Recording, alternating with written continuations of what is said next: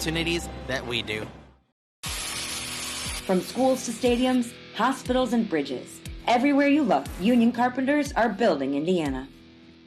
With jobs and skilled trades in high demand, there's never been a better time to start building your future. As an apprentice, you'll earn a debt-free college degree, earn while you learn, and receive great benefits like healthcare and retirement. So what are you waiting for? Visit carpenters.com to learn more. Visit carpenters.com and start building your future today. Bottom of the second inning here at LaPorte High School. Lake Central and Valpo knotted up at 0. Nobody scored yet, but it's still early in this game. It's been a pitcher's duel so far. It'll be Max Ream, Ian Wilson, and Trevor Fenters for Valpo, the scheduled hitters here in the bottom of the second, here up against Griffin Tobias. And we'll bring you the LC defensive alignment here in just a moment. First pitch to Ream is fouled off to the right, so 0-1 quickly. Seems like part of the scouting report for Valpo is hit the fastball early. There was 2 or 3 batters in the first inning that swung at the first pitch fastball. This one lined into left field. Weber giving chase. He'll camp underneath and make the first out of the inning. So Weber in left, Kara in center, and Robinson in right. Adam Shesky at third, Snyder at short. Really, really good left side of the infield there. And then O'Brien and Warren on the right side. They're pretty good as well. And then Santana behind the plate today for Griffin Tobias, the pitcher. So this brings up Ian Wilson. Breaking ball in there for a strike on the inside part of the plate. Right-handed hitter Ian Wilson, 262 on the season. 5 extra base hits. Takes the first one for a strike. This one swung on and missed awkwardly. 0-2 quickly to the third baseman Ian Wilson, who's had a pretty good season in his senior year with Valpo. We got time called by the hitter. It's a great job of just changing the momentum a little bit right there with the pitcher. He's in a little groove right now, and just to break it up, just a couple seconds. This one fouled off to the right and out of play, so still 0-2, but that's one of the things, if you've watched Tobias in this season at all, he loves to work quickly. And so if you can break that rhythm up a little bit, probably works out in your favor. Here's another 0-2. Breaking ball on the outside part of the plate for a called strike 3. And we talk about a pitcher's duel. That's what you start to see at this point in the season, where we are in the tournament time here, now in the regional championship game. The pitching is going to get that much better than you might see during a regular season game perhaps. But pitchers are dealing, both teams, with 3 strikeouts so far. First pitch right down the middle to Fenters for a called strike. You're going to get everyone's best. You know what I mean? You're not going to get a second, third guy. You're going to get everyone's ace, and they're bringing it. Both are bringing it today. The 0-1 is in there for a strike, called strike. Well, this is so regionals now. Obviously, you're using you're throwing your best pitcher, right? Yeah. But now semi-state, depending on which one of these two teams moves on, do you throw your best pitcher? This one misses outside on the 0-2.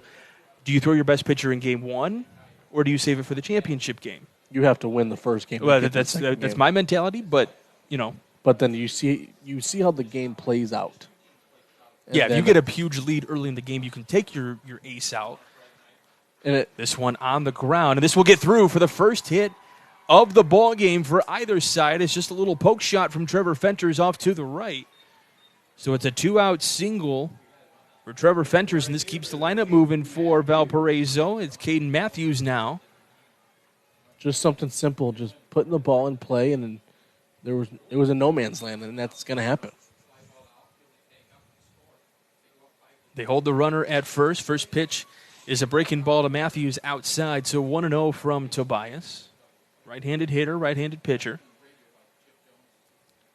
Wind calmly blowing in from center still.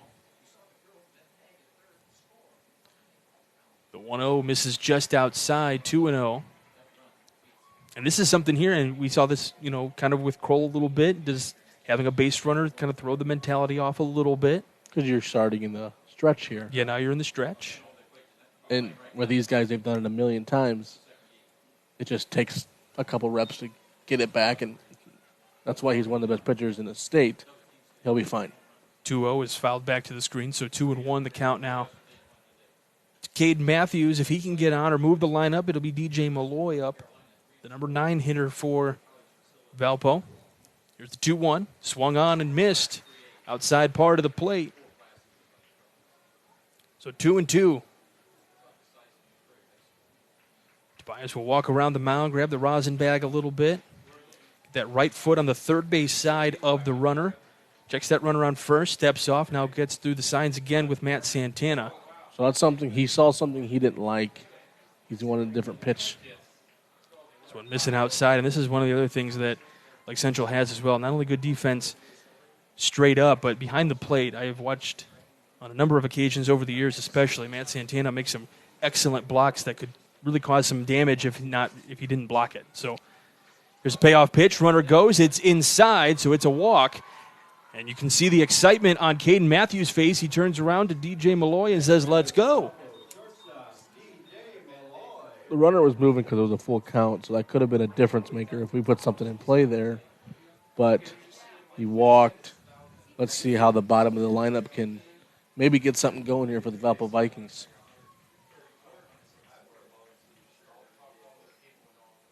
So the first pitch to Malloy in there for a strike. So Griffin Tobias goes right after him on the first pitch to get things started, get himself ahead in the count. Again, stands on the third base side of the rubber. Glove on his left hip. Ball behind his back. Now he comes set at the belt, checks the runner at second, kicks and fires. This one upstairs, so 1 ball, 1 strike. Early on here, you can see a little bit of frustration mounting. This is the first time today he's really faced adversity. So let's see how he responds here. There's the 1-1, and it's just inside, so 2-1 the count now. And this is where Matt Santana, I talked about how good of a catcher he is. He can see there's some weariness here, or not weariness, but frustration growing from is he's missing his spots, is Tobias. So Santana said, "Hey, let's calm down. We're good." Seems like he's rushing a little bit. He wasn't in the same groove that he was in the first inning. Just needs to get back to what he does well and the basics that he does, and he'll be fine. Checks that runner at second. This one is in there on the inside part of the plate for a strike. Malloy tried to sell it that it was 2 inside and kind of digging out of the box a little bit, but it is called a strike. So just like that, 2-2 now. The count to Malloy.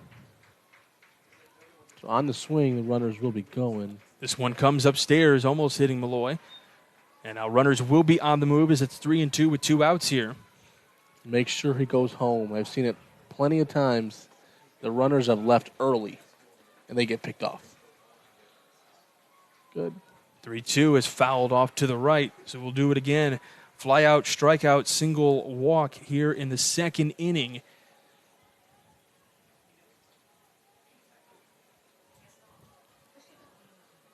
And these games were really not close the 2 times that they met. Like Central won 11-0 and 13-4.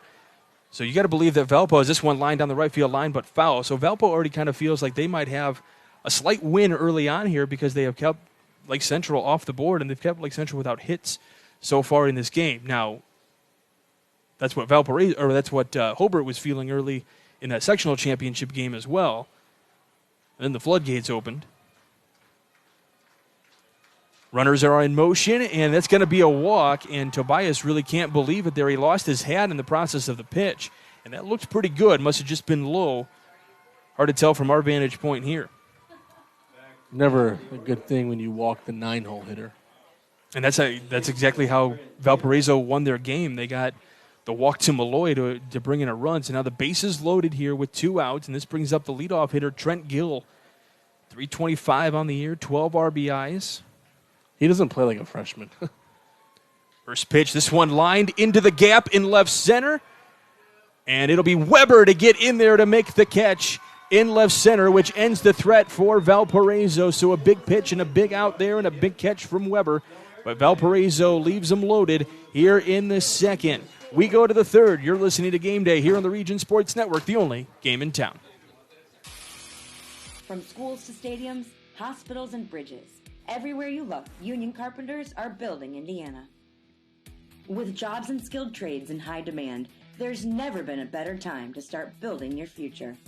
As an apprentice, you'll earn a debt-free college degree, earn while you learn, and receive great benefits like health care and retirement. So what are you waiting for? Visit carpenters.com to learn more. Visit carpenters.com and start building your future today. Develop skills that will last for a lifetime with an apprenticeship with the Bricklayers and Allied Craft Workers Local 4, Indiana, Kentucky. The apprenticeship and training program is committed to developing highly skilled bricklayers, terrazzo workers, and ceramic tile setters to provide the construction industry with the best hands in the business. If you are currently working non-union and want better pay with benefits, or if you think learning a new skill with a paid apprenticeship while you earn your associate's degree is the right path for you, visit baclocal4.org/training to learn more about the apprenticeship program. Are you built to succeed? Welcome back to Game Day here on the Region Sports Network. Top of the third inning here at Schreiber Field, Regional Championship in Class 4A between Lake Central and Valpo. And we have a Strachan Van Til hometown scoreboard update for you. Semi-state with softball. Nate, what was the score of that one you had? The Couch Phillies fell 9-0 to the Caston Comets. Ended their season with a 19-8 record. Sectional regional champs. Great job to Coach Hall, John Hall. It's pretty cool because he got to coach his daughter on that team. He was one of my coaches when I was in high school at Portage, and he moved over to the softball side. He was the Portage softball coach for a minute, and then moved over to coach his daughter at Couts. So it's pretty cool for that family. Yeah, that's always a fun time when you get to coach your kid on a high-stakes type of mentality here, as Josh Warren will lead things off. First pitch to him is inside for a ball. So Josh Warren, Quinn O'Brien, and Nick Robinson, the scheduled hitters for Lake Central. Caden Kroll back out there. He stands on the first base side of the rubber, a little bit more to the center, but definitely on that first base side of the rubber with that left foot. Kind of an open stance, if you will. That back foot stands closer to the third base side, and then he brings it back to the first. Kicks and fires this one in the air into shallow center. This one will be caught by Svelbar in center. That one, the wind is definitely knocking these down a little bit. It looked like it could have been a bloop, but Svelbar got a good read on it and came charging in right away. Kroll's doing a really good job of getting a lot of mishits. I don't think there's been one squared up ball yet today, and he's hitting his spots inside, outside, up, down. Nothing in the same spot 2 pitches in a row. So here's Quinn O'Brien now, getting back from the right side of the plate. This one chopped right back to Kroll for the out. So 1-3 on the put out, and that's just a quick go there. And that's keeping the pitch count down as well for Valparaiso. Obviously, you're going to ride your guys as long as they possibly can. They're the starters at least. He's going to go till coach will have to legit grab him and take him off the mound. It'll be both ways. He's just a gamer. So Nick Robinson digs in. From the left side of the plate, the number 9 hitter. Kind of playing in on the left corner there. First pitch to him is a ball. That's just a scouting report there. Sometimes he probably likes to bunt for a hit. And that just... He got the speed for it, I can tell you that. 23 stolen bases on the year. Swung on and missed on a foul tip. So 1-1 the count. Yeah, Ian Wilson, the third baseman, kind of playing right on the grass there. Everyone else playing a little bit deep.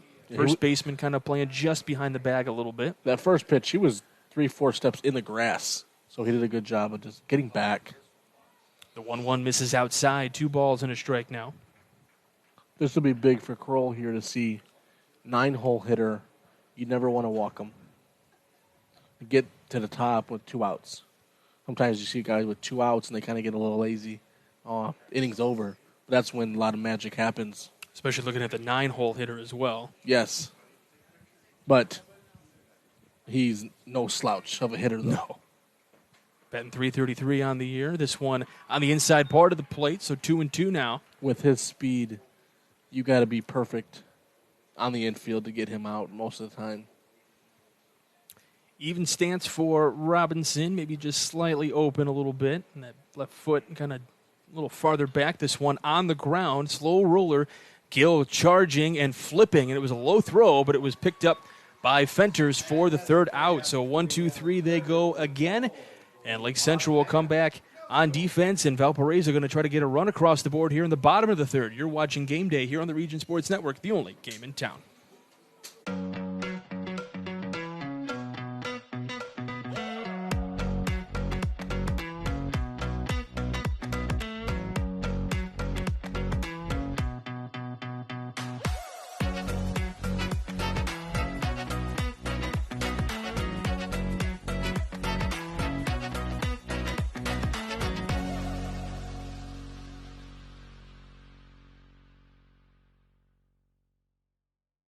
Blythe's Team Sports in Valparaiso is a leader in athletics apparel and equipment sales. With in-house production including screen printing, trophies, embroidery, and more, Blythe's can help you to create the perfect look. For more information, visit them online at teamblythes.com. Blythe's Team Sports in Valparaiso, where the athletes shop. Bottom of the third inning here at Schreiber Field. At the conclusion of this one, we will name the Proud Union Home Play of the Game presented by IKORCC, the Indiana, Kentucky, Ohio Regional Council of Carpenters.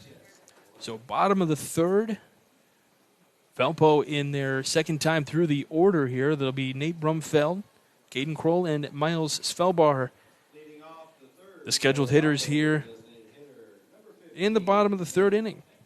Let's see what kind of adjustments they make. Like you mentioned earlier, second time through the order. Let's see if they're more aggressive or see what kind of tendencies are going on. Yeah, he was hacking away there. So strike one to Brumfield. The DH today, he walked his last time up. Batting from the right side of the plate, 6 extra base hits on the year, batting .325. Not much of a stolen base threat as he swings and misses on a pitch kind of outside part of the plate, so got him to chase a little bit. So 0-2 quickly for Tobias. This one missing outside, went a little too far out there, couldn't get him to chase on that one. Has not had a clean inning as of yet. 3 walks, 3 strikeouts. And this one chopped on the ground, third base side, and out of play. So still 1-2. So that's going to be, you got to believe that's going to be his goal here. I want to have a clean inning. Yes. Give me the minimum of 3. Yeah. And swung on and missed, and that's how the first batter comes to an end there. So 4 strikeouts now, and he's 1/3 of the way there.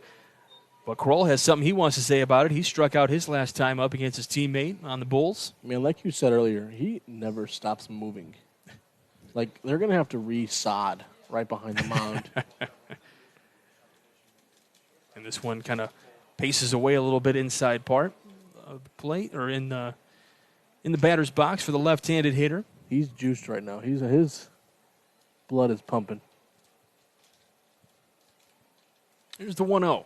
That one tailing outside a little bit. And sometimes that can, while that can be a good thing for a pitcher to be amped up a little bit, sometimes it can be a bad thing. Did the wind just change? The wind has kind of been changing, kind of blowing to right field a little bit. This one on the ground and through for a base hit.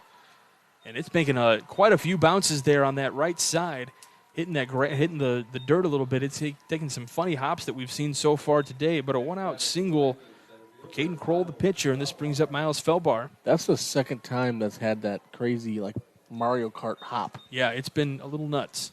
And we will see a pinch runner here. It's right at the lip. It'll be Edward Curry, the courtesy runner for Kroll. His dad, Hank Curry, was on the Washington Township teams when they were really good with Coach Roberts. Like, I think his name was in the record books of Indiana for, like, batting average and just getting on base percentage in the state of Indiana. Well, that's very exciting. Yeah, he was with Coach Roberts. First pitch to Felbar, by the way, was a strike. Checking the runner at first. He gets back in safely. Again, that is Curry over there. I'm going to make a note of that on my scorecard just so I know.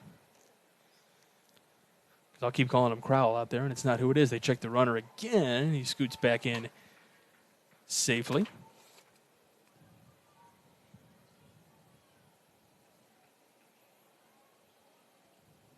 Tobias still checking on that runner. They throw over again and just gets back in time. That time a little bit closer. It's a little different than the MLB rules now. Yeah, because that would be the third disengagement. Because otherwise, that would be a balk. They didn't get him out. Here's the 0-1. Swung on and missed for Svelbar. So quickly 0-2 on him. He struck out his last time looking in the first. Well, you got that looping curveball there. You got to stay back and drive that up the middle. Think right center because you can't pull that. You have to think middle and stay back on it. Well, that's exactly kind of how the outfield is set up as well, because they are not playing to pull right now. Runner goes, pitches outside. The throw down to second is not going to be in time. The ball actually hits the runner. They picked a good pitch to run on. It was a curveball away, and it was the catcher was kind of off balance a little bit. I don't know. It looked to me like O'Brien kind of knew that ball was tailing out of the way, and knew it was going to run into the slider. The 1-2 swung on and missed for Svelbar. So 2 away here in the third. That was Curry's 14th stolen base of the year. So Curry moving down to second. So in scoring position. So Max Ream, who's had 6 extra base hits this year.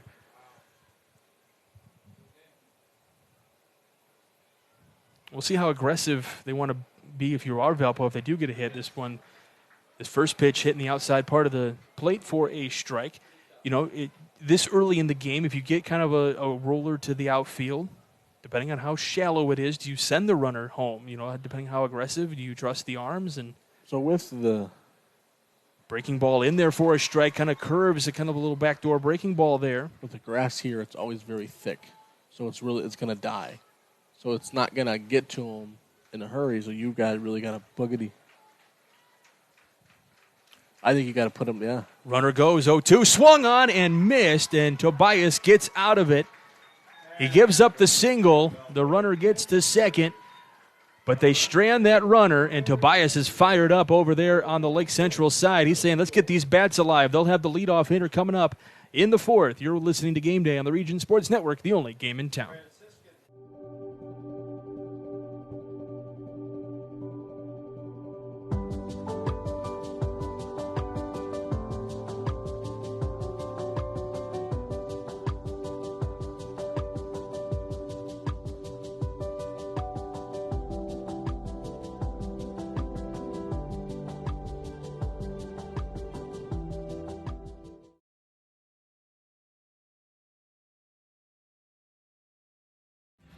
Thinking about what to do after high school? Consider a career with Boilermakers Local 374. As a Boilermaker apprentice, you'll earn while you learn. We offer excellent wages and benefits, and as part of our no-cost hands-on apprenticeship program, you'll learn from the best in state-of-the-art training centers and on the job. Become a union Boilermaker and get on your way to a great career. Find out more, visit www.local374.org or call 219-845-1000. Fourth inning here at Schreiber Field for the regional championship in Class 4A, one of 2 that we will crown here today from LaPorte High School. We've got LaPorte and Penn coming up a little bit later today, game 2 of a doubleheader here on the Region Sports Network. Happy to bring that for you here today. And the conclusion of this one, we'll have the Boilermakers Local Blue Collar Player of the Game, brought to you by Boilermakers Local 374. Earn while you learn with Boilermakers Local 374. All right, top of the fourth inning here. Lake Central coming to bat, looking for their first hit. They've had one base runner that got picked off in the second inning. We're in the fourth inning now. It's Matt Santana to lead things off. He's the leadoff hitter for Lake Central. So now starting the second time through that lineup. Let's see, as we were talking about during the commercial break, what adjustments are made here. This one lined into center for a base hit for Matt Santana. So there's an early adjustment right there. This one kind of just popped into the air and just in a position where the defenders couldn't converge together in center. It was kind of in no man's land, but he was aggressive early in the count. And see if we get a runner. No, he was not. There was a runner ready. Coach said nope. Usually it's number 15, Mike Zakowski, ready to run, but because I believe, if I'm not mistaken, catchers can automatically have a courtesy runner, but sometimes Schwartz and Trooper will not use that. Adam Shesky being aggressive. Here's the flip to second as a ground ball to short, and it's not going to be in time, so they get the runner at second, as it was Malloy to Gill for out number 1, but a fielder's choice for Adam Shesky. But you talked about the aggressiveness right here. Both guys jumping on the first pitch. Yeah, they're ready. They're not letting Kroll dictate what happens in this game. They're hitting their pitch. Something they can try to drive to a gap, try to drive down a line or something. Just keep putting the pressure on Valpo. So if you're Hunter, well, if you are Kroll, do you change your mindset there? if they're willing to hack and swing on the first one there, as we do see first pitch to Hunter Snyder, he kind of checks his swing, but it's a ball. So they appeal down to third with Jeff Wirtz. No, you stay. You just keep on what's working for you, and you just stay on your game plan. Checking on that runner at first. Josh Adamszewski at first. Hunter Snyder here, struck out looking his first time up. So he's got a one-way lead right now, and with his first move is back no matter what. Well, they definitely don't want to get picked off like they did earlier. You see him leaning. 2-0 the count here on Hunter Snyder.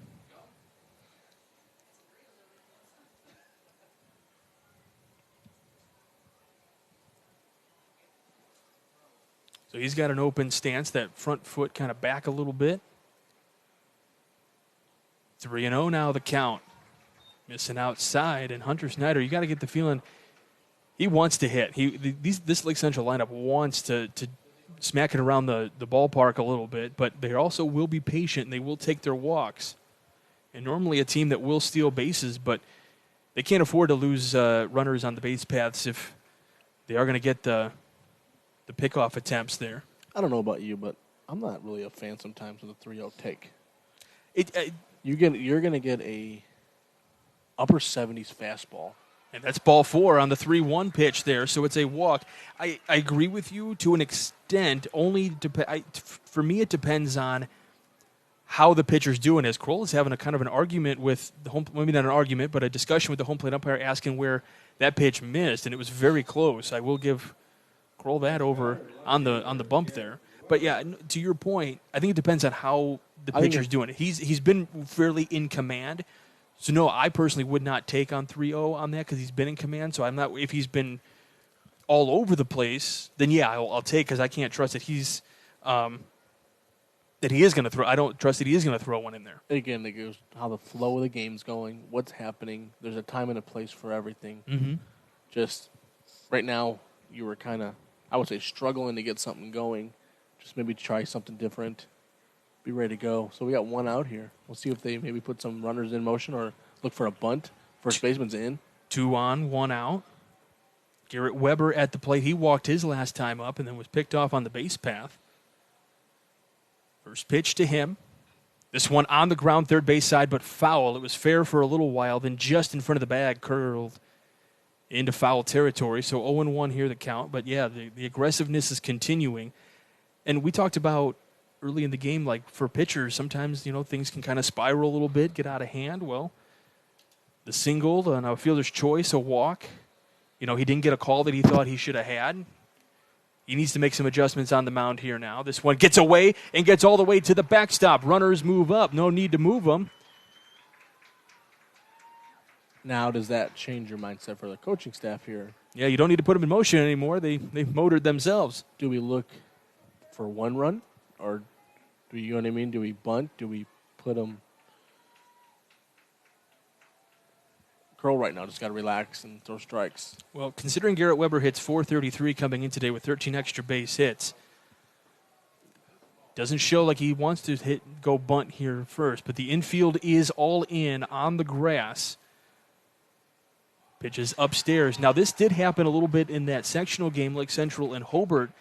The infield played in with no outs in the inning, and a couple of just little bloopers from Lake Central into the outfield that, had they been playing normal depth, likely would have been caught in shallow fields. Well, it just shows right now for Valpo, every run is extremely important.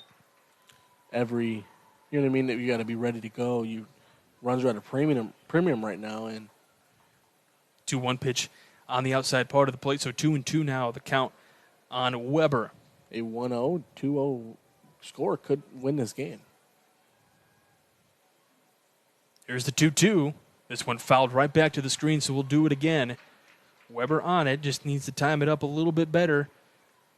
And if you're Kroll, you're looking at that, okay, so he was just off that pitch. What do I need to throw here? Same thing. Just maybe in or out a little bit. You got a ball to work with. Yeah, do you get him to try to chase? I think he goes to that slider away a lot. Comes set, kicks and fires the 2-2. This one fouled back to the screen again. He went to that a couple times. That was fastball, though. Weber can get on here. You just cannot give in right now. You know what I mean? It's a big part in this game. Griffin Tobias looming on deck. This one lined down the right field line, but this one gets out of play in a hurry. So having a really good at-bat here is Garrett Weber, using a lot of pitches, 2-2 the count, but he's fouled the last 3 or 4 off. There is activity in the Lake Central bullpen over there. Can't tell if that's number 14. We'll look in a minute. Important at bat here for Garrett Weber. Grohl taking his time on the mound. Now comes set. Glove starts near the face. Comes down just below the bell. Here kicks and fires the 2-2. This one fouled off again. And Weber, you can see a little frustration from him going, man, I wish I could have had. Give me that one back real quick and I'll even that one out. Yeah, he's just battling right now, fighting. Let's see who wins this matchup.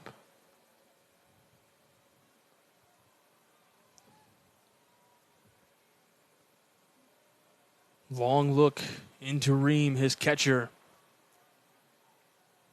Now comes set. Here's another 2-2. This one line down the left field line, and it touches fair. 1 run is in. Here comes a second, and now Lake Central with a 2-0 lead. Here in the 4th, off the bat of Garrett Weber. His 50th RBI of the year, number 49 and 50. And I'm looking down at the Lake Central crowd, and Matt Santana's dad is getting this crowd riled up. He's all excited. He just did his part there. Was not going to give in to something Kroll was throwing, and has made good, solid contact, and it just found the line. Here comes Griffin Tobias now at the plate.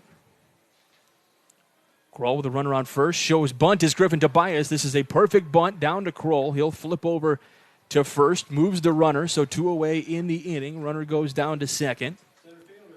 Coach isn't real happy because the way the bunt formation was, there was no one covering third there. So he's upset that Weber didn't make his way down to third. Or at least give an attempt. He was just content to be at second. Like, you got to want third.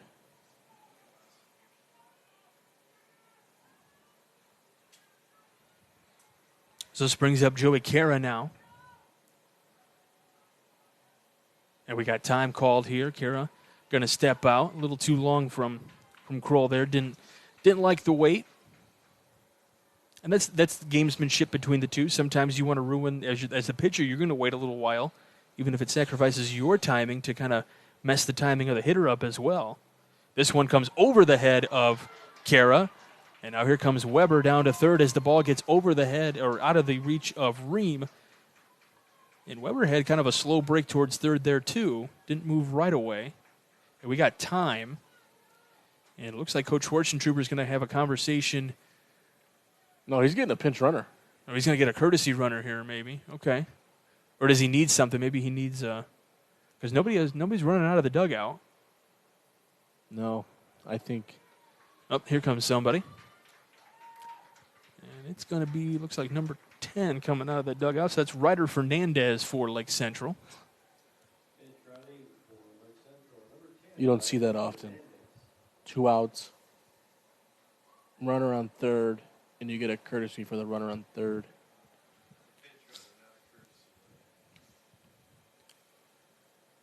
And I was looking down the left or the right field line here for Lake Central. It is like Seavac warming up. Just in case. He was the pitcher for Lake Central in the championship game against Hobart on Monday. That's also his dad is the pitching coach for Valpo. Kroll. Right. So 1-0 the count here on Cara. Here's the 1-0 offering, and it's outside. So 2-0 on the senior Joey Cara.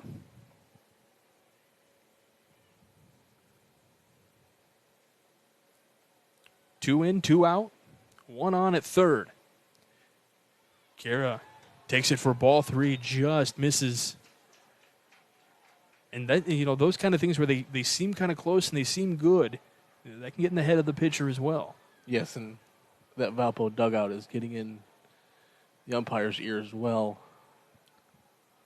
3-0 misses outside, so it's a walk to Joey Cara. Surprised they don't have anybody warming up in the bullpen yet.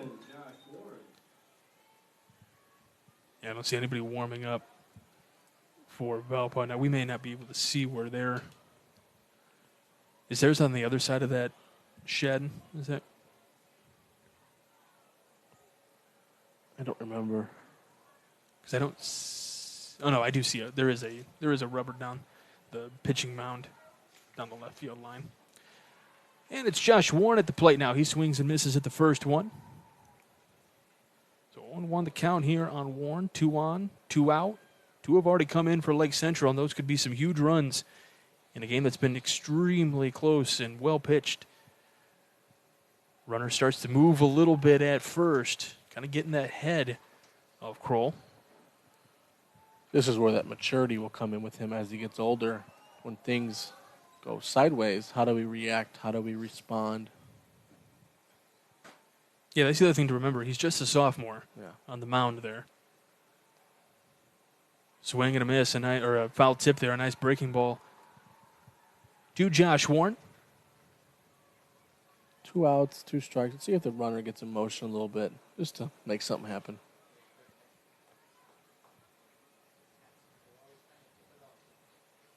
He's leaning, he's going. There goes Cara. And this one blooped into left. Coming in is Bush, and he will make the catch in left field as the runners were in motion, but they get out of the jam. But 2 runs have come across the board for Lake Central. We go to the bottom of the 4th. Valpo trying to tie it up or get their first runs of the board at least. You're listening to Game Day here on the Region Sports Network, the only game in town. Top reasons to work at Strack and Van Til.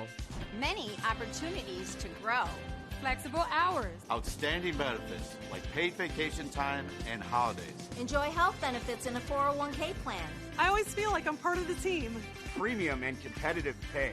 The sign-on and referral bonuses help to find the perfect talent. Text STRAX to 97211 to apply today or visit our site at strackandventil.com/careers. Nobody else will give you the opportunities that we do.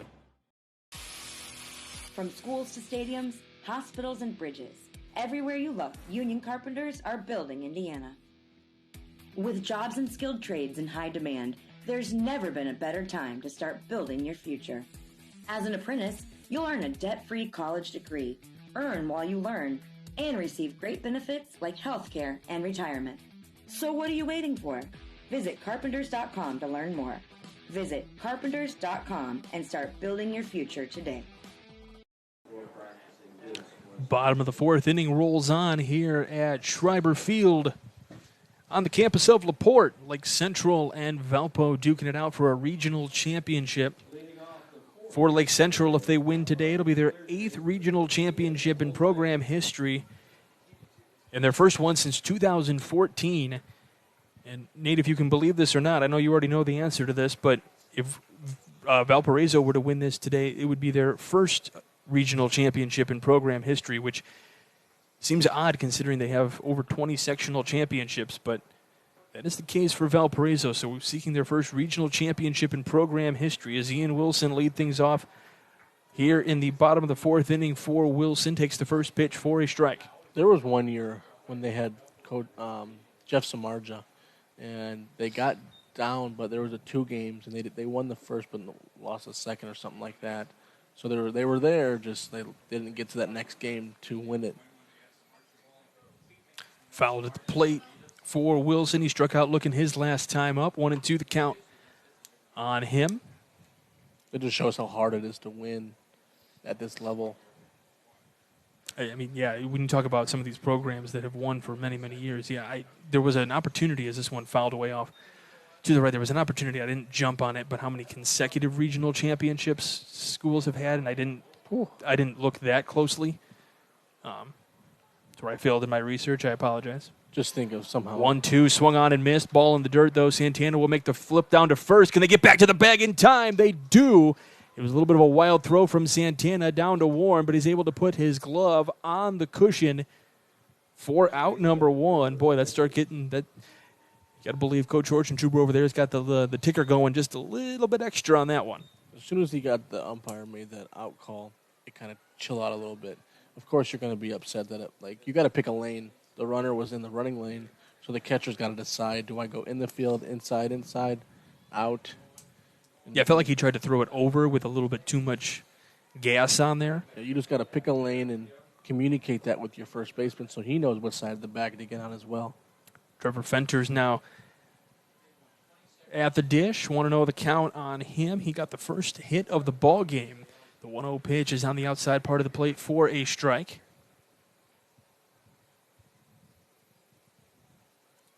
So 1-1 the count from the windup. Here's the 1-1. This one laced out into left center. Kara given track, and he will make the catch in center field for out number 2.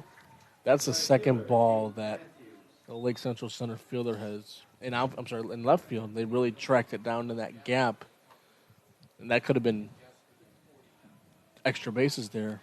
Yeah, the wind isn't coming in too much, so I'm not sure. I mentioned earlier how the wind probably is knocking it down. The flag isn't whipping, so I don't know how much it's really making a difference, but they're kind of, as soon as they get in the air, they're kind of dying up in the air a little bit and then falling straight down. It is Caden Matthews at the dish now. 0-1 the count on him. Here's the 0-1 pitch, missing outside, so a ball and a strike.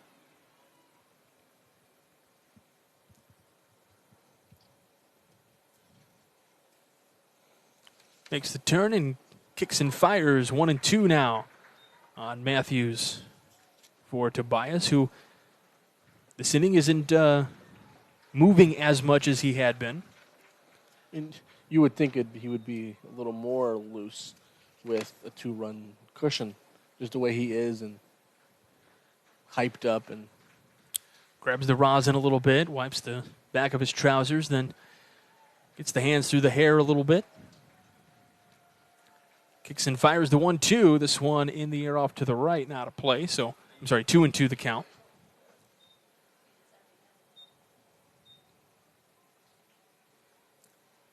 And they get a new baseball as that one went out. There's been a lot going to that right side so far today. Hopefully they brought a ton of baseballs with them today. That's kind of the cool thing about when you make it here is you don't have to worry about chasing foul balls around. The host site has a couple of the JV guys that are spread out down the fields that go get all the balls for you. Still 2-2 the count here on Caden Matthews, who walked his last time up. He's batting .300 coming into today. This one just hits the bat as he tried to check his swing, and it goes back to the screen. So we'll do it again. Yeah, to your point, there's a lot of guys from the JV team or just guys that are working in general down the right field and left field line right here in the dugouts. Santana looking into the dugout for some signs of what he wants to give to Tobias. Here's another 2-2. This one laced off to the right, foul again. And another foul ball. What's worse, free throws or foul balls? What do you mean? Just for the length that it delays the gameplay a little bit. No, foul balls. Because the free throws, the ball's going to land right there. That's Baseball, true. you might have to go chase down one. This one missing just upstairs, so the count runs full on Matthews. Yeah, but you can just get a new ball. Speaking of free throws, see that new rule they just came in? I did. Payoff pitch. Checked his swing. Did it hit him? He swung, though. Oh, it hit the bat. So actually it clipped the bat, so it went foul. So it got the inside part of the bat, or that lower part of that bat, so probably stinging the hands a little bit there. Another payoff pitch. And right down Main Street for a called strike 3, his 8th of the game for Tobias. And we will go to the 5th. It's 2-0 Lake Central.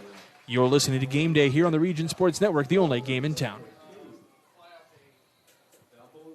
Develop skills that will last for a lifetime with an apprenticeship with the Bricklayers and Allied Craft Workers Local 4, Indiana, Kentucky. The apprenticeship and training program is committed to developing highly skilled bricklayers, terrazzo workers, and ceramic tile setters to provide the construction industry with the best hands in the business. If you are currently working non-union and want better pay with benefits, or if you think learning a new skill with a paid apprenticeship while you earn your associate's degree is the right path for you, visit baclocal4.org/training to learn more about the apprenticeship program. Are you built to succeed? With electrical services from Economy Electric Heating and Cooling, you can radiate the perfect amount of light and energy into your home. From rewiring and code upgrades to ceiling fans, lighting, security, and more, Economy Electric Heating and Cooling's trained electricians will make sure you can enjoy your home on full power all the time. For a free estimate on electrical work, call Economy Electric Heating and Cooling at 219-923-4441, and you can visit them on the web at forajobdoneright.com. That's the number 4ajobdoneright.com. We go top 5 here at Ken Schreiber Field on the campus of LaPorte High School. Regional championship game between Lake Central and Valparaiso. And at the conclusion of it, we will crown a Crow Company's Lantern Man superhero of the game. Proud to recognize the superheroes on the baseball diamond is the Crow Company's longtime sponsor with us. Really appreciate all their support over the years and recognizing some of the best athletes around Northwest Indiana in the region. Leading things off, Quinn O'Brien for Lake Central. He takes the first one way up and in, just misses him. This is where if my dad was with us, he would say, "We got ice?" We do, but it's probably melted today. Yeah, very well might be. So high and tight for ball one. This one just clipped off the end of the bat to go foul, so 1-1. Nick Robinson, and then back to the top of the lineup with Matt Santana, your scheduled hitters. Here in the fifth, Lake Central and Valpo, we got a couple of scores for you here after this pitch. Scroll back to work here. The 1-1. This one on the ground. Malloy at short, throws across, and gets the out. So let's take a look at a Strachan Van Tail hometown scoreboard update. Nate the Great, take it away. Morgan Township is leading Michigan City Marquette 1-0, top of the fifth. Andrean was up 9-4 in the fifth. And shout out to the Andrean softball team where they won 11-1 in their first semi-state game today. So those first ones you're talking about were baseball, yes? Correct. Okay. Nick Robinson at the dish now takes the first pitch for a strike. Right fielder today for Lake Central. Comes in with a double, 9 RBIs. Probably a tick under that 333 average that he had. Swung on and missed 0-2.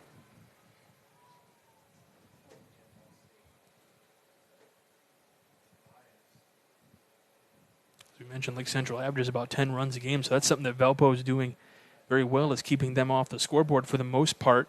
And Valpo averaging about 6.5 runs a game. This one poked out to the right and out of play, so we'll do it again on 0-2. 0-2 to the 9-hole hitter. You got to go right at him still. Make him hit your pitch. Make him think like he doesn't have a shot right now, but we'll see what happens. Here's the 0-2 pitch. It's low for a ball, so 1-2, and you have that pitch to work with a little bit. However, it's hot out there. You want to take your time off the bench, get to the bench a little bit. You don't want to stand out there for too long if you're Valpo defenders and the pitcher. You want to get back in that dugout as quick as possible. Got time called here. Yeah, the sun is blazing. The temperatures have gone up a little bit.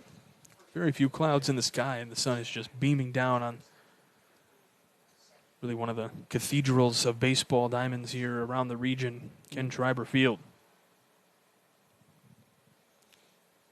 1-2, poked down the right field line. Look out in the Lake Central dugout. On the first base side, that one lined right in there. Just make sure everybody's awake over there. My gosh. No one seems... And the worst part, it comes in, so if you dodge the first line there, but then it kind of like pinballs when it hits the back wall and then like goes to the front, and you don't want to get hit by the pinball either. Robinson continues to poke him down the right field line and getting just out of play here, so working a good at bat. It quickly was 0-2, and now he's wasting some pitches and seeing some of what Crowell's got here. You don't want to get hit by any ball. No. I don't care if it's a pinball, soccer ball. It's 1-2. It's inside, so 2 balls, 2 strikes. Getting good crowd here. Schreiber Field today. Lake Central fans have turned out. Valpo fans have turned out. If I had to compare, I'd say Valpo wins in terms of the fan section, but I can't see down all the lines necessarily. They're all fighting for the shade. The 1-2 on the ground. This is Gill at the second base side. Short throw and gets the out for the second out of the game. So 6-3 and then 4-3. This will bring up Matt Santana. Here we go to the third time through the lineup. He led off last time with the leadoff single. He did indeed. First pitch, I thought it was. He did. He took that first pitch and just kind of right blooped it into shallow left center.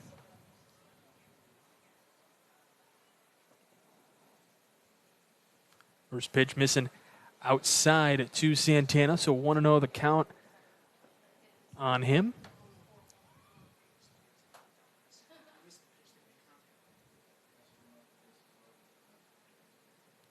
This one laced into shallow right center, and this one will bloop in for a base hit. So back-to-back hits, this time with 2 outs for Matt Santana. Not trying to do too much, just hit the barrel and make solid contact, and here comes the runner for him. Yeah, we will see Mike Zatkowski out there now, the pinch runner for him.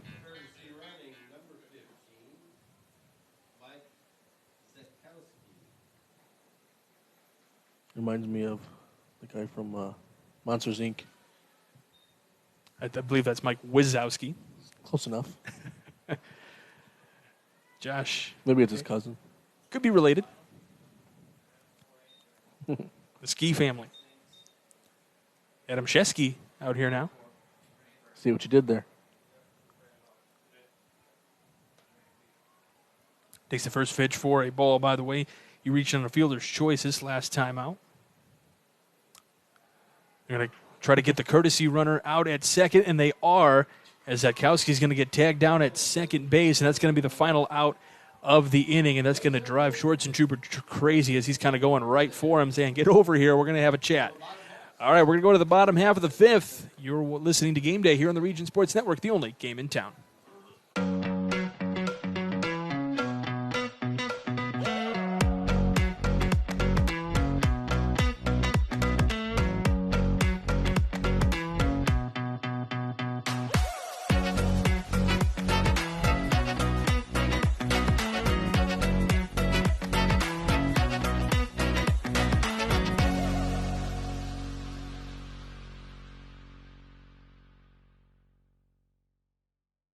Blythe's Team Sports in Valparaiso is a leader in athletics apparel and equipment sales. With in-house production including screen printing, trophies, embroidery, and more, Blythe's can help you to create the perfect look. For more information, visit them online at teamblythes.com.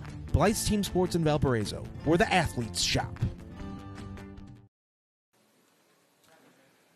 Bottom of the fifth here of this regional championship game, Lake Central Valparaiso. At the end of this one, we will name the Proud Union Home Play of the game presented by IKORCC, the Indiana, Kentucky, Ohio Regional Council of Carpenters. Learn more at IKORCC.com. Number 9 hitter DJ Malloy will lead things off for Valparaiso, and then the top of the lineup, Trent Gill and then Nate Brumfield. All the scheduled hitters for this inning. Valpo wants to continue to get guys on. They've had their opportunities to get runs on the board. They left bases loaded in the second. They've had a base runner in 3 of the first 3 innings so far today and have stranded all of them. First pitch from Tobias to Malloy is outside for a ball. So 1-0 the count. Malloy walked his last time up to load the bases. On Monday, he was a walk to bring in the only run of that game. The 1-0 misses just inside. So 2-0 now. They just can't get that big hit, that big momentum pusher. This one comes way inside, so 3-0. They're getting their opportunities. It's not coming through with them. And so did I see him put a 1 up? 3-0. That one's down the middle for a strike, so 3-1. And so there was the take there, but he was, Tobias has been a little wild with his pitches this at bat, but at the same time, you know that he can fire it right in there. And he fires another one in there on the inside part of the plate. So just as quickly as that, the count runs full. 3-1, different story. You got to be ready to go because he doesn't want to walk you. Payoff pitch has popped up. Here comes Warren in foul territory along with Santana, and it's Warren to make the catch in foul territory for out number 1 as he's shaded to his left, kind of just in front of the Lake Central dugout here.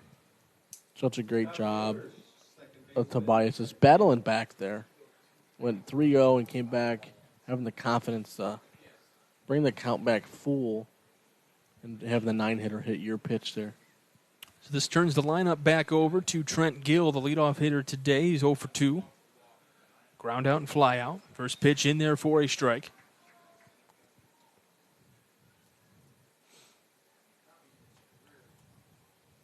The 0-1 is Tobias working quickly, misses just downstairs, so a ball and a strike, kind of that left side of the plate there.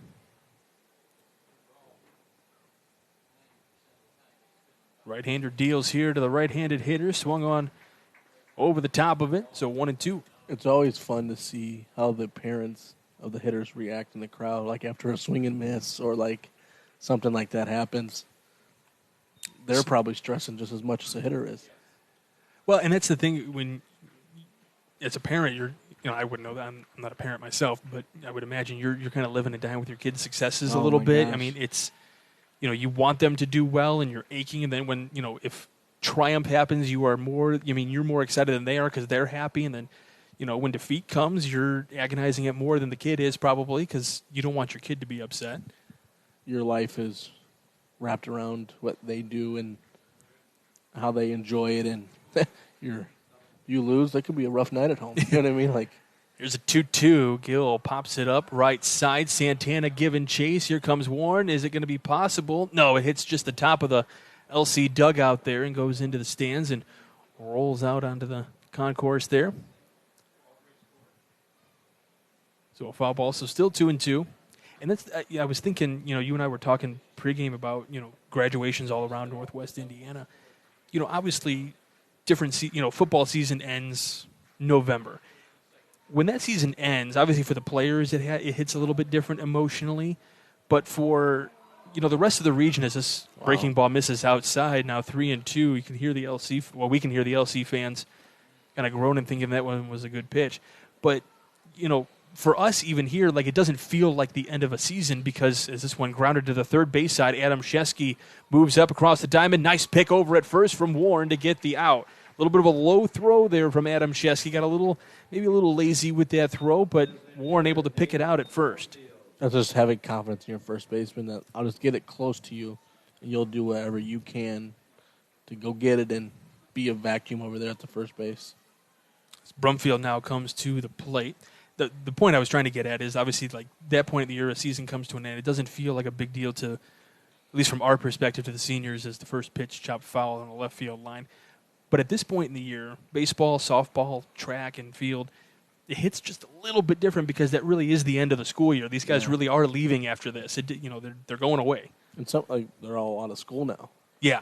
So it's a different morning routine. It is. Yeah, they don't have to worry about the school day.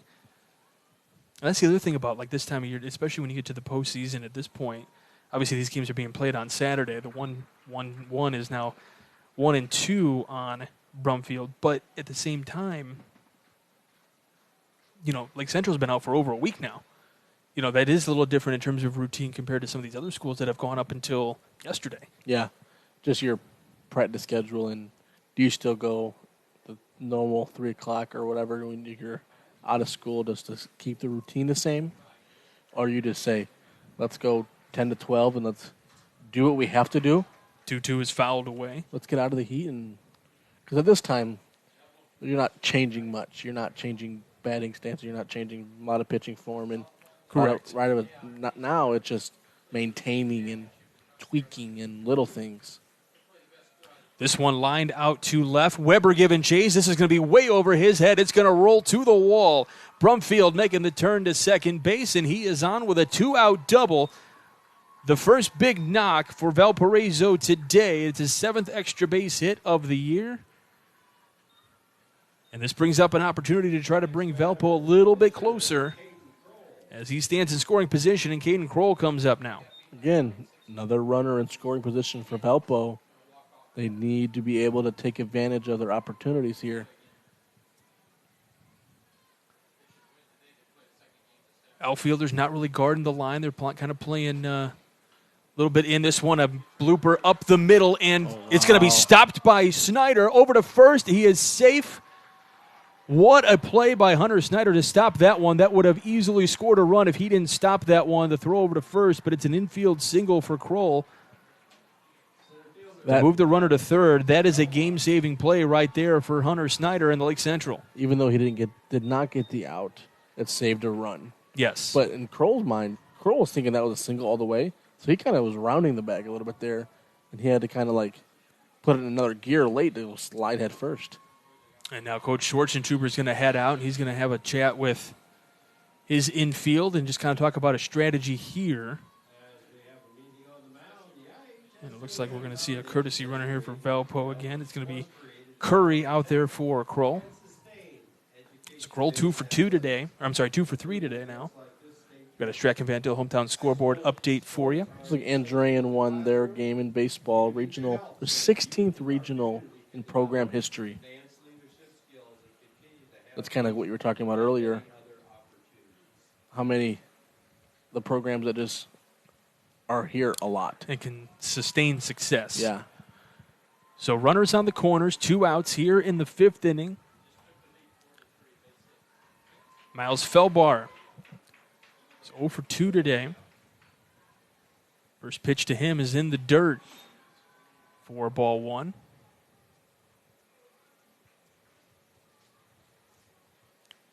Felbar can move the lineup. It's Max Ream looming on deck, the catcher. This one on the ground. Snyder tosses over to second base for the force out, and Lake Central gets out of the jam. And so it stays 2-0 Lake Central. We go to the 6th. You are listening to Game Day here on the Region Sports Network, the only game in town. Looks like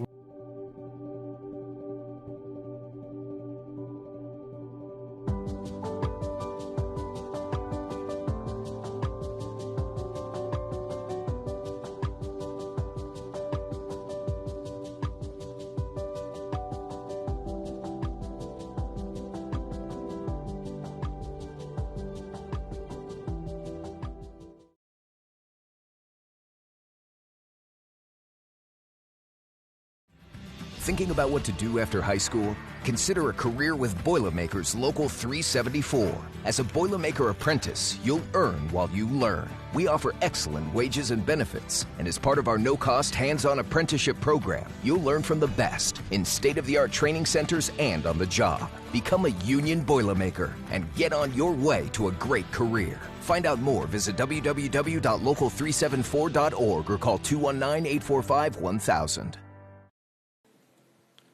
Top of the 6th inning here at Schreiber Field on the campus of LaPorte High School.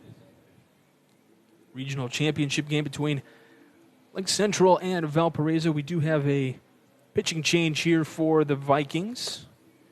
It'll be Jimmy Shiflett on the bump now for the Valparaiso Vikings. Pitched in that championship game Monday and really pitched a gem. That 1-0 victory for the Vikings. He went the complete game. I'm going to say it because he's sitting behind us, but Dave Melton had a really, really great story on Jimmy Shiflett earlier this week. If you haven't checked it out in the Tribune, you should check that out. Talking about an index card that he kept in his back pocket and a phrase that his dad would always say to him about, just be you.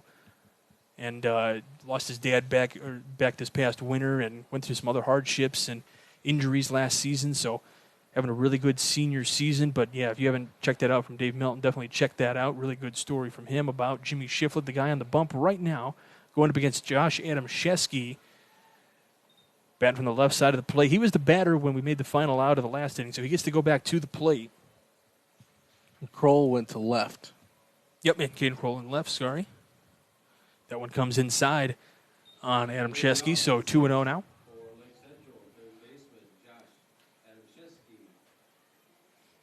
0 for 2 today, but does have a run scored. He reached on that fielder's choice in the fourth. Did come around to score one of the two for Lake Central. This one coming inside. This 3-0 the count now.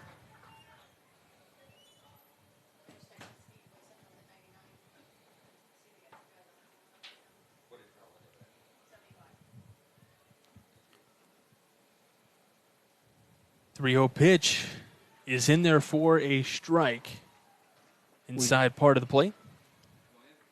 We have double barrel action going on the Lake Central side. It was Blake Sivak earlier. We do have somebody else warming up just in case. This one on the ground. Adam Shesky grounds out to the first baseman, Fenders, for out number 1. Looks like we got a righty and a lefty going. See what coach does with the righty and lefty matchups. So it's still Sivak. Trying to see the other number.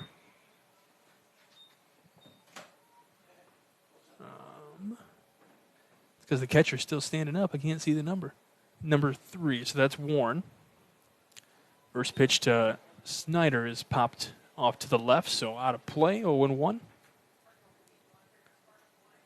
So Warren and Sivak warming up for Lake Central. No one for Valpo at the moment, but there was a pitching change, so Shiflett in there now. Pitch misses outside, so a ball and a strike on Hunter Snyder. Coming into the game from the bullpens is a little different mindset than... This one poked out to the left. Kroll getting that first action out there and making the catch out and left. You have to be ready to go right away. You don't have like an inning or two to catch your breath and figure out stuff. You got to be ready to go from pitch 1. And, of course, naturally, when you go from one area of the diamond or you come out of the dugout as a bench player or something, but in this case going from the mound out to the left, naturally the ball finds you instantly. It has to. Garrett Weber up here now. He delivered the big blow so far in the game, a 2 RBI single to bring in the only 2 runs of the game so far. His first pitch is low for a ball. But you can't be like, you know what I mean? Like, I'm sure he's upset that he got taken out. You can't be like, oh, you know what I mean? Like, don't hit me in the ball. But, like, of course it goes to him, and he's the kind of kid he is. He's ready for it, and he makes the play. Well, and it's the sophomore giving way to the senior. Normally you see it the other way around. The senior would give it up to the sophomore potentially, but this one in the air, out to right. Matthews giving chase, still trailing back off to his left. Does he make the catch? He was diving. He did make the catch. Maybe not a dive so much as a fall, but he does make the catch. Out in right, just in front of the warning track as the ball continued to flail out toward farther right towards the line. What a catch for Matthews out and right. It just carried to the right side there, and he just did a great job of staying calm and staying with it and just figuring out a way to catch the ball. Who cares how you do it? Just catch it. We go to the bottom of the 6th. You are listening to Game Day here on the Region Sports Network, the only game in town. Top reasons to work at Strack and Van Til. Many opportunities to grow. Flexible hours. Outstanding benefits like paid vacation time and holidays. Enjoy health benefits in a 401k plan. I always feel like I'm part of the team. Premium and competitive pay. The sign-on and referral bonuses help to find the perfect talent. Text STRAX to 97211 to apply today, or visit our site at strackandventil.com/careers. Nobody else will give you the opportunities that we do. From schools to stadiums, hospitals, and bridges, everywhere you look, union carpenters are building Indiana. With jobs and skilled trades in high demand, there's never been a better time to start building your future. As an apprentice, you'll earn a debt-free college degree, earn while you learn, and receive great benefits like health care and retirement. So what are you waiting for? Visit carpenters.com to learn more. Visit carpenters.com and start building your future today. Bottom of the 6th inning here at Ken Schreiber Field at LaPorte High School. Regional championship game, and at the conclusion of it, we're going to name the Boilermakers Local 374 Blue Collar Player of the Game. Brought to you by Boilermakers Local 374. Learn about apprenticeship programs and more at local374.org. You got all your ideas for award winners as of right now? There's nobody guaranteed an award as of this point. We still got some game left, but some ideas in your head? I do. We'll see what comes with this game. We got bottom 6, and again, one little thing could change this. So we got to make sure we throw strikes and Sounds simple. Keep the game simple. Throw strikes, hit the ball, and who makes that error and who comes through those big hits is going to win this ball game. Max Ream leading off for the Vikings here. First pitch was outside, so was the second one. So 2-0. I'm sorry, 1-1 the count now on Max Ream, the catcher, 0 for 2 today. Looking to try to get something going here for the Vikings. They've had runners on in almost all the innings, and this one lifted high in the air to left. Weber camping underneath and making the catch out and left.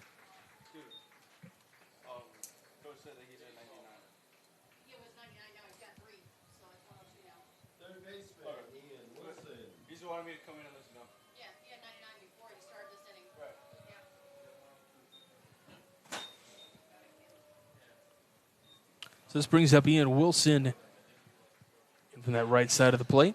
The pitch count's a magical thing, isn't it? It is. It's something. First pitch strike to Wilson.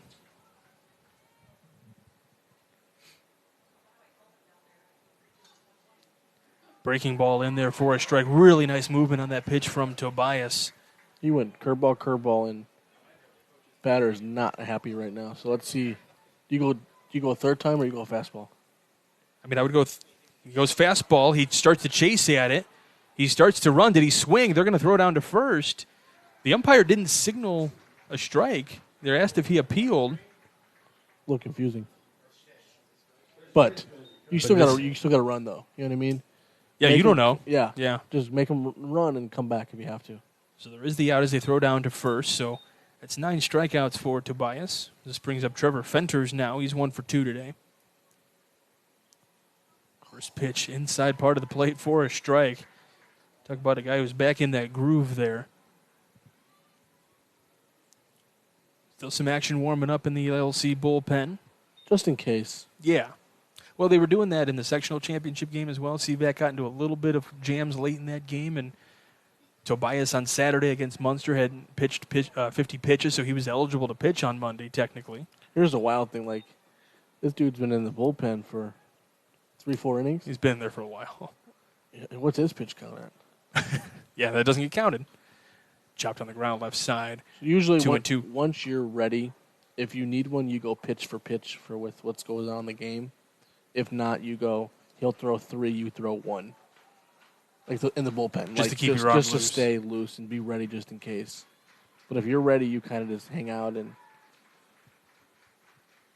stay in the shade and get some water. 2-2. Poked foul. Off to the right, out of play again, so we'll do it again. 2 outs. Here in this bottom of the 6th inning, Trevor Fenters, if he can get on. Caden Matthews, who made that spectacular catch out and right. Just a moment ago, swing and miss over the top of a breaking ball. They tagged the runner, and that will be it. 10 strikeouts on the day for Griffin Tobias. That might be his last batter. We'll find out. We go to the 7th. Lake Central trying to tack on some runs. You're listening to Game Day here on the Region Sports Network, the only game in town. Develop skills that will last for a lifetime with an apprenticeship with the Bricklayers and Allied Craft Workers Local 4, Indiana, Kentucky. The apprenticeship and training program is committed to developing highly skilled bricklayers, terrazzo workers, and ceramic tile setters to provide the construction industry with the best hands in the business. If you are currently working non-union and want better pay with benefits, or if you think learning a new skill with a paid apprenticeship while you earn your associate's degree is the right path for you, visit baclocal4.org/training to learn more about the apprenticeship program. Are you built to succeed? With electrical services from Economy Electric Heating and Cooling, you can radiate the perfect amount of light and energy into your home. From rewiring and code upgrades to ceiling fans, lighting, security, and more, Economy Electric Heating and Cooling's trained electricians will make sure you can enjoy your home on full power all the time. For a free estimate on electrical work, call Economy Electric Heating and Cooling at 219-923-4441, and you can visit them on the web at 4ajobdoneright.com. That's the number 4ajobdoneright.com. Someone else is going to the bullpen. Top of the 7th inning here at Ken Schreiber Field, a regional championship game here between Lake Central and Valparaiso.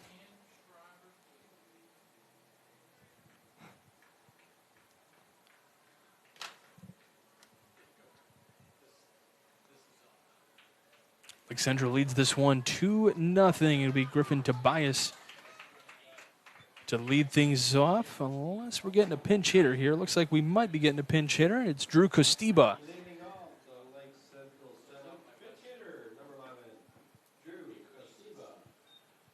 So Lake Central goes back to 2 guys in the bullpen warming up.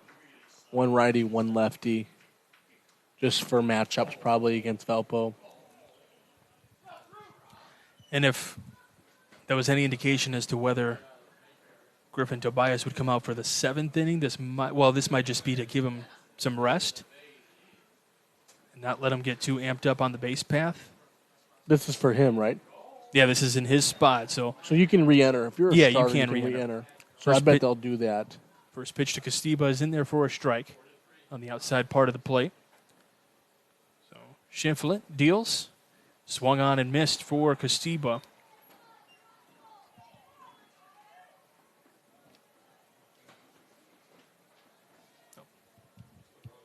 Just going to look at Costiba's batting average here. 129 on the season. He's hitting to a lot of hard luck is what some of the fans have told me so far this year. Swung on this one, a slow roller, third base side. Wilson can't gather it.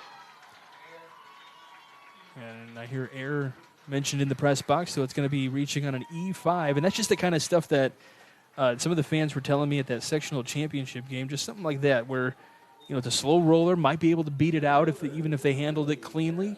Could have beaten it out, could have been thrown out, you never know, but doesn't help, 0 for 1. That's the difference in how today's gone. The breaks are going for Lake Central's way right now.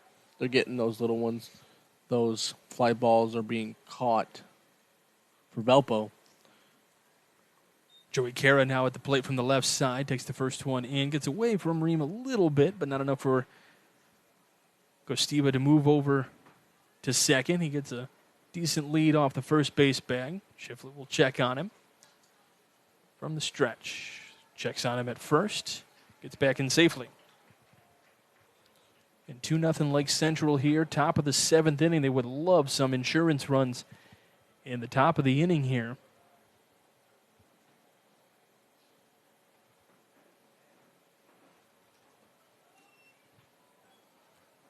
Comes sets. Costiba runs. Cara bloops one into right, and they say no catch as Matthews was trying to dive again to try to get it, and Costiba makes his way all the way down to third base on the bloop single from Joey Cara. That's kind of like we just talked about. Things are going your way. If that hangs up a second, that's a double play. Right. Yeah, because Costiba was moving on the pitch, and that one just touched down for Cara. So you got first and third, no outs here. Middle to bottom of the order. Let's see what happens. And this will be Mike Zatkowski pinch hitting here for Lake Central in place of Josh Warren, who might be one of those guys coming in to pitch. He was one of the guys, actually he's the one still warming up in that bullpen down there. He was in the field. So again, you can re-enter a starter. Correct. So. He's the first baseman.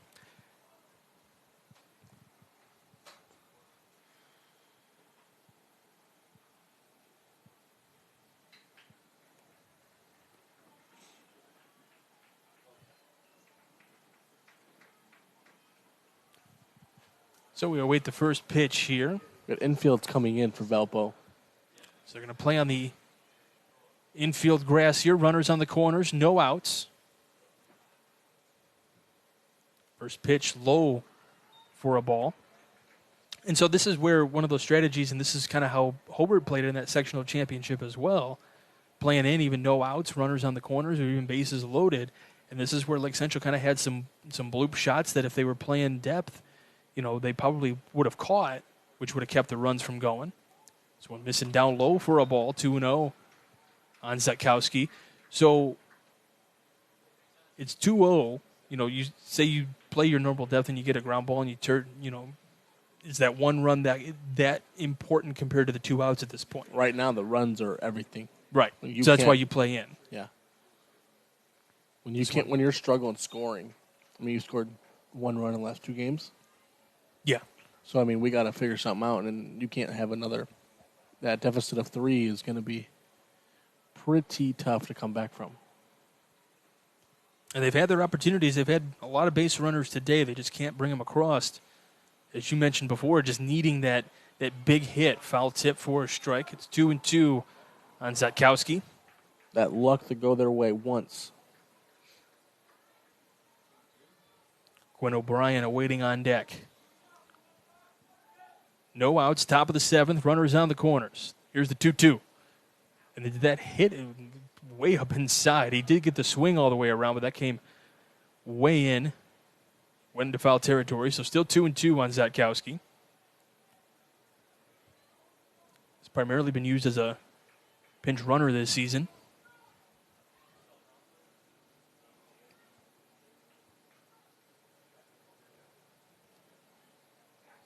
Checks on that runner at third again. Still looking at the signs from Ream. As the sign he likes. Comes set. Holds, and here's a 2-2. This one fouled away again, off to the right. Get another new baseball. Rub a new one up. And that's about $8 a baseball right now. Right. I'm assuming all those that are going out there that might even be hitting the streets are coming back. I'm sure they are here. Or they could have a good collection across the street. Here's another 2-2. This one missing outside. Looked like he was starting to offer at it and then held up wisely, read the pitch. As it tailed outside, so full count here on pinch hitter Mike Zatkowski for Josh Warren. I know it's full, but like a walk is not going to kill you because you got to force any bag done. Correct. Payoff pitch. Swung on and missed. Big strikeout for Valparaiso here in the 7th for the first out. And now it looks like some of the middle infielders are going to play back for the double play. 4th strikeout of the day for Valpo pitching. First for Shiflett. See what they do a suicide? Do we do like a sack bunt? That run on third is pretty important. It's Quinn O'Brien. First pitch takes low for a ball, 1-0. He can get the bunt down if they think that strategy here.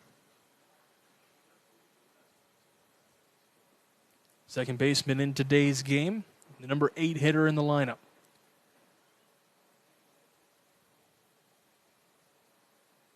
Long pause from Shiflett. Here's the 1-0. It's inside, 2-0 now on the fastball. Sometimes you can tell when something like a bunt or some play is on. The runners kind of give it away sometimes. The guy in third really doesn't have a good lead. So you got to really think if there's something like that's on, they're going to have a bigger lead. Like, be more aggressive with it. 2-0, it's inside. So 3-0 on Quinn O'Brien. Again, the middle infielder, second and short, playing back. Double play depth. The corner fielders are playing right near, well, the first baseman on the bag, third baseman on the grass. That 3-0 into Quinn is in there for a strike on the inside part of the plate. And now we're going to see Ream and Shiflett have a discussion there just in front of that bump there. So it looks like they probably got mixed up on signs just to make sure they know what they're doing. Making sure on the same page is really important right now.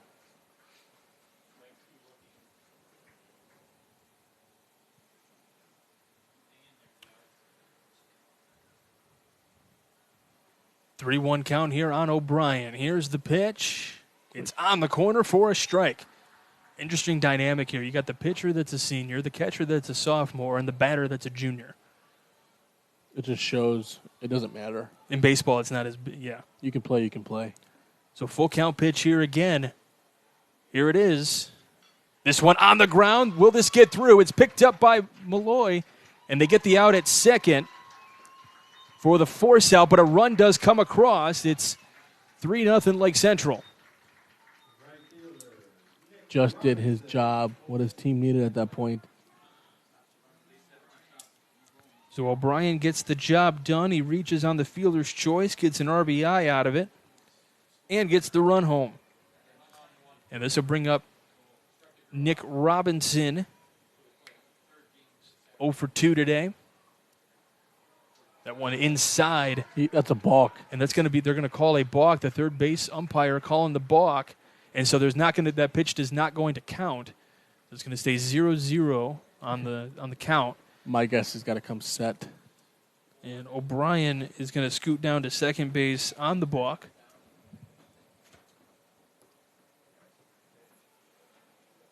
Two outs. Kind of struggling hitting right now. Let's see if he lays a bunt down. Now we got a bunt for hit. And Robinson has got some speed. Now with a runner in scoring position, does kind of change the dynamic of this at-bat a little bit. First pitch. Way outside, and it gets away from Ream, and that will scoot O'Brien down to third on the wild pitch.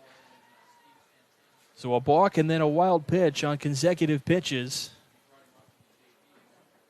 I guess it's not consecutive. The first one technically didn't count, but... We know what you mean. Okay, as long as people know what I mean.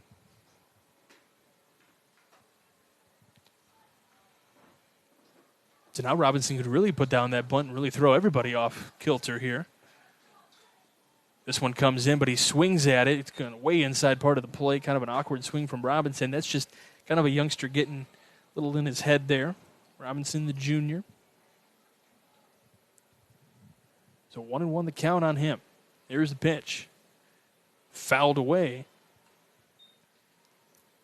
So 1-2 on Robinson. If you're like Central, you feel like you got to get that run at third in just for good measure. You never have enough. Right. Just a mental thing.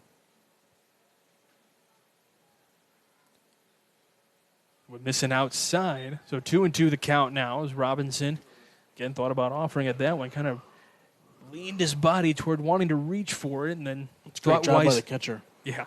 Saving a run there. Yeah, the ball got away from Ream. Good call. It's a 2-2. Robinson gives it right back to Shiflett on the bump. He'll underhand toss it to first, and that'll end the threat. But Lake Central gets one here in the seventh. Valpo's last opportunities here in the bottom of the seventh. You're listening to Game Day here on the Region Sports Network, the only game in town.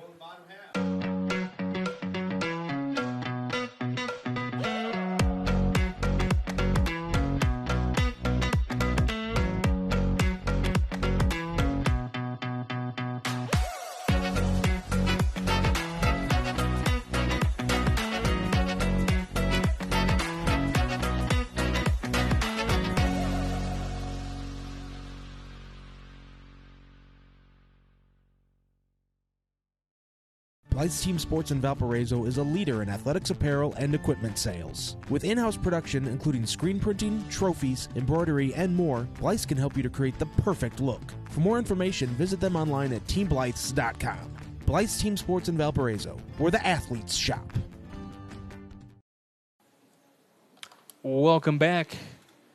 Regional championship game, Valpo and Lake Central. Lake Central leads it 3-0 here at Schreiber Field at LaPorte High School. Valpo needs to get at least 3 runs to keep this game going. If they can get 4, they walk it off. Get their first regional championship in program history. For Lake Central, if they can get a win, it'll be their 8th in program history. And right behind us now, Nate, is that regional championship trophy, or it was. It's walking out the door now. Those are pretty hard to come by, so it really means a lot. Well, and we're going to give out more regional trophies than we have in recent years, just because there's more regional championship games now, since there's just one game you have to play. Mm-hmm. Doubleheader here at Schreiber Field today. We'll have LaPorte and Penn. First pitch to Matthews is in the air and caught by Kara for out number 1. By the way, it's Griffin Tobias still on the bump for Lake Central. He's looking to finish what he started his last time out against Valpo. He had a 5-inning no-hitter against them with 7 strikeouts in that game.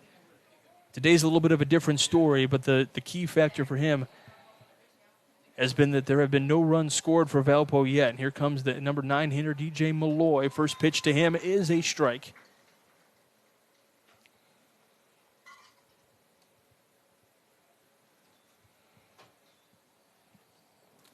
There's the 0-1. It misses outside. So 1 ball and 1 strike on Malloy. Now we'll see 2-1 the count here. As Malloy's been a very patient hitter. He's walked and grounded out or popped up to the first baseman, but Very patient hitter so far today. That one on the outside part of the plate for a strike. Malloy didn't like the call.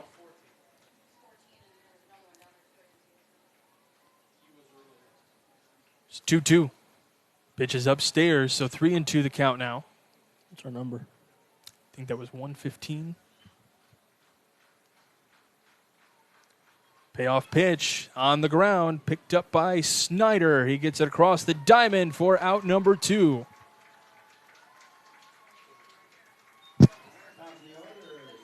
So this will bring up Trent Gill, the freshman. Last opportunities for Valpo here. 2 away in the bottom of the 7th. They trail 3-0. We'll see what happens here. Coach should come to the mound. Coach. Tobias is not happy. Tobias is not happy. He wants to keep his groove going, and here comes, Schwartzentruber. He walked off the mound. He's getting pulled. I think that's what it is. He's getting pulled. Oh. Yep, he is getting pulled, and it'll be Blake Sivak to come in, and Griffin Tobias will shake hands with his fielders here. What a game for Griffin Tobias today. I think we were getting very close to the pitch count is what the problem was. I believe we were at like 116, I believe. 118 is what he ended at. So, yeah, very close to that. Honestly, I bet Coach just wanted him to get an innovation. Yeah, absolutely. For something the junior, and now you give way to another junior in Blake Sivak, and this is another kid who has played with Tobias and a lot of these guys for many, many years. They played in a travel league together. They went to middle school together, obviously now high school together, so not a bad guy to give way to. Again, he's 9-0 in the year. Yeah, 10 appearances on the year. Pitched in that championship game on Monday.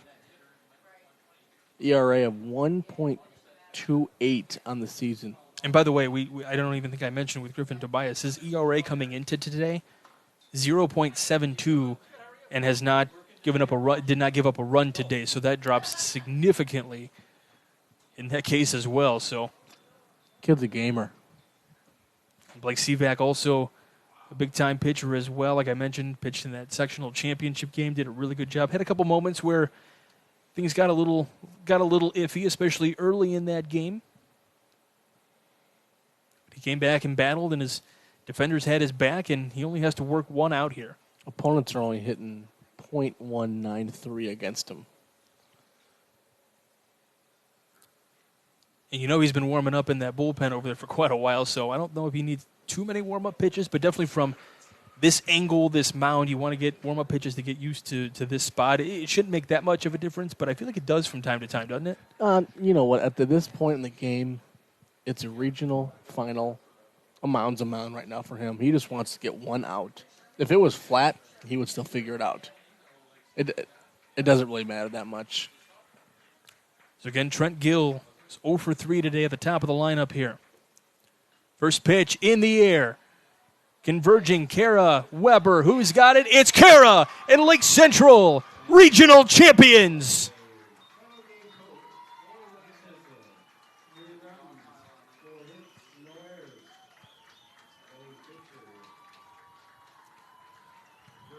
One pitch was all Sivak needed to get out of it, and no one happier on that mound right now than Griffin Tobias, who embraces the team, and they dogpile on each other just to the right of the pitching mound as Kara came away with the final out of the game, and Lake Central gaining their 8th regional championship in program history, the first since 2014. It was Heartbreak City here on this field a season ago in the nightcap of regional when you had to play 2 games.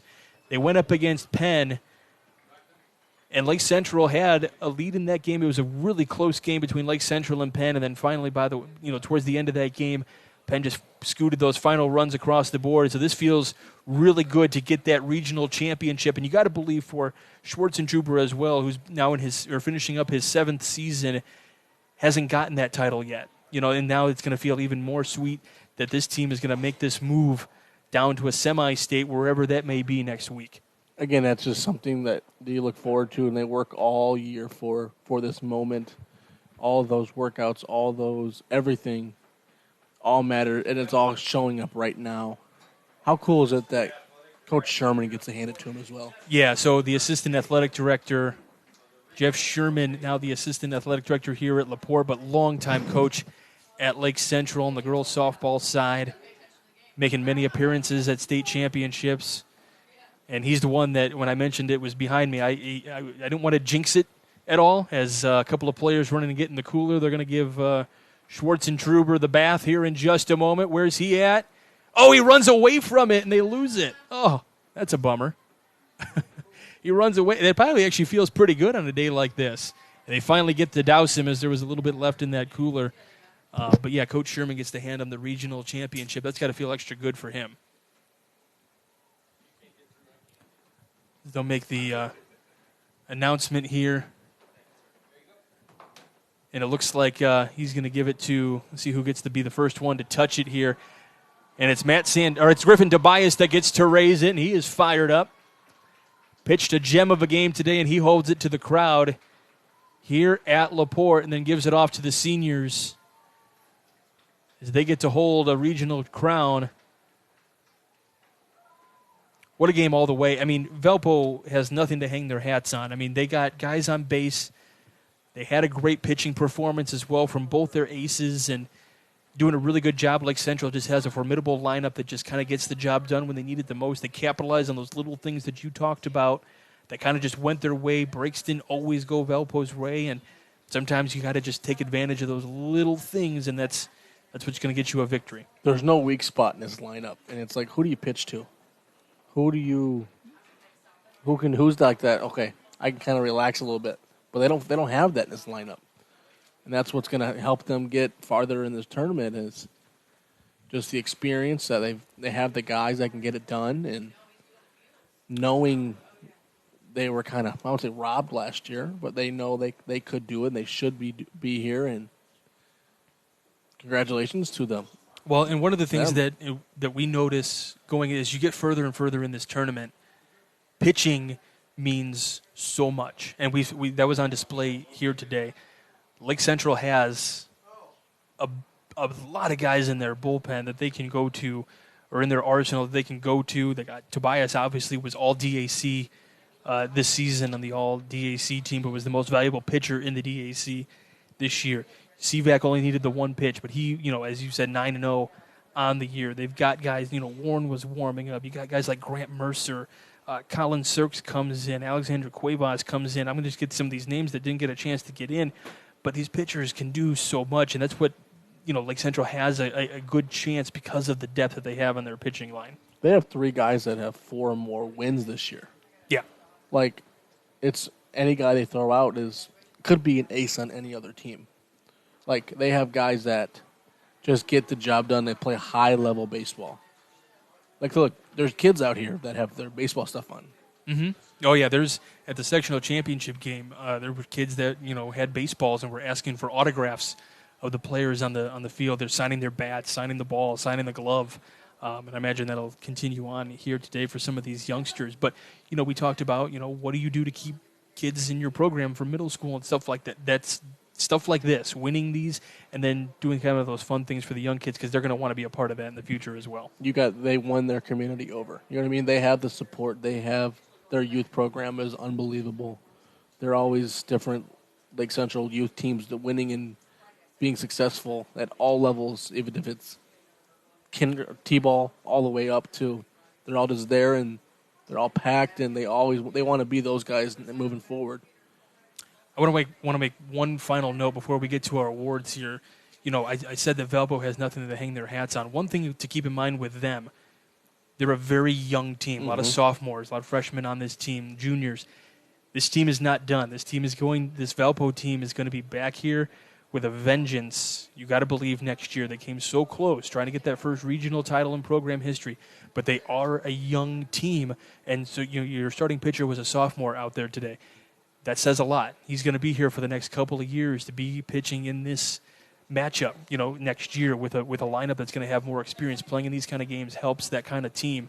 So it's going to be fun to watch. This could be a fun little rivalry here at the regional potentially in years to come. We'll see what the DAC has, going forward in the next couple of years, but look out for this Valparaiso team, that's for sure. Again, they have 2 Division I players that are freshmen, sophomores on their lineup. Yeah, right now. we didn't even mention it. Their starting pitcher is going to Louisville. Yeah. He's a sophomore. He's going to Louisville. He's no slouch at all. Their second baseman is going to IU. Yeah. Top 25 baseball team in the country. They got guys, and it just shows with what Lake Central has to overcome those 2 guys as well. Yes, Lake Central has a couple Division I players as well, but the Valpo kids are young Division I players, and they're already committed. Yeah, Trent Gill, the leadoff hitter, like you said, going to IU.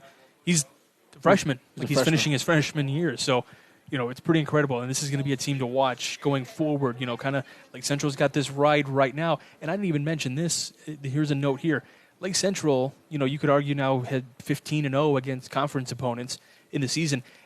That was the first time under the current configuration of the DAC that a team in baseball has gone undefeated in conference play. They went 14-0. Lake Central won a state championship back in 2012, didn't even go undefeated. They lost 1 game to Chesterton that year. Undefeated. If you take LC baseball and softball together, 28-0 conference record for Lake Central. So this is a run that is going to be fun to watch for the rest of this season and into next season a little bit, because a lot of these hitters will come back. They're losing a lot of seniors in terms of hitting, but the pitching is going to be here next year too. It just shows the athletic department is doing something right. You know what I mean? There's a lot of success over there.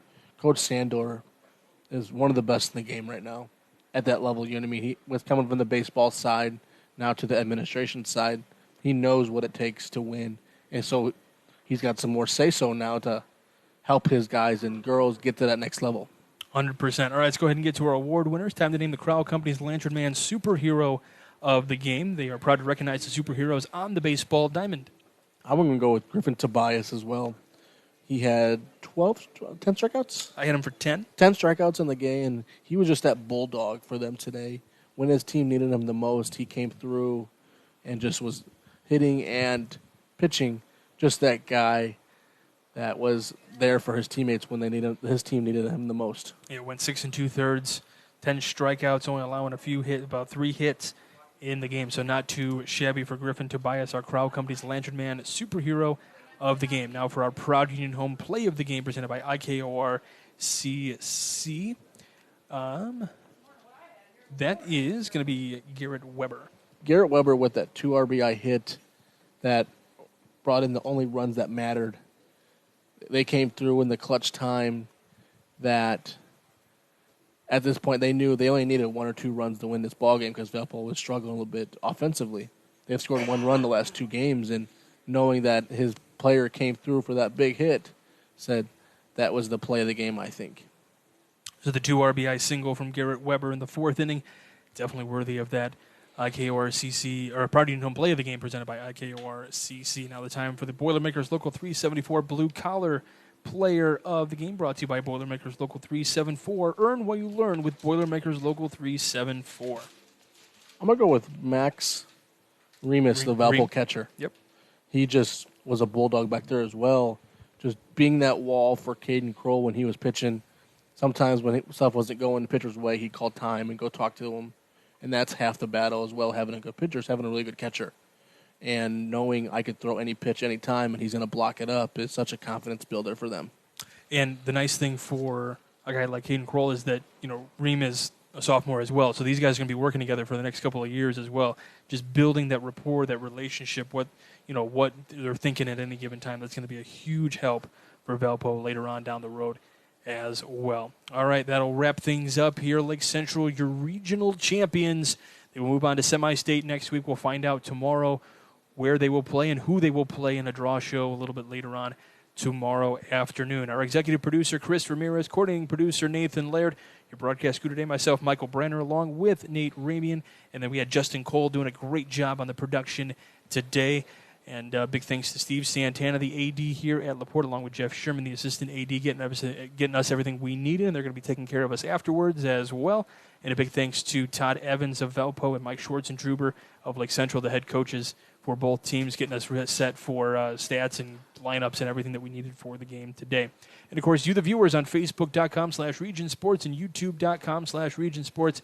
Appreciate you guys tuning in. Without you guys, we wouldn't be able to do what we do. Stay tuned a little bit later. We've got the second game of our doubleheader. It'll be LaPorte and Penn coming up around 3 o'clock today. So stay tuned for that. We'll be here for that as well.